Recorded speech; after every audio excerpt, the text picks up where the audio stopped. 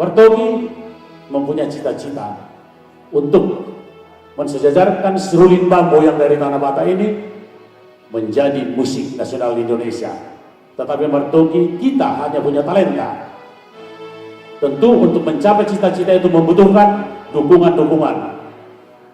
Perlu juga kami sampaikan bahwa musik tradisional belum bisa mendapatkan tempat yang sewajarnya, atau boleh saya katakan belum punya pasar.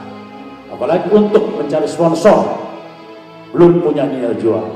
Tetapi Martogi akan terus berjuang dan berjuang bahwa serulin bambunya akan bisa menjadi musik nasional dan musik internasional. Mari kita dukung, kita berikan tepuk tangan yang meriah buat Martogi Sitohang.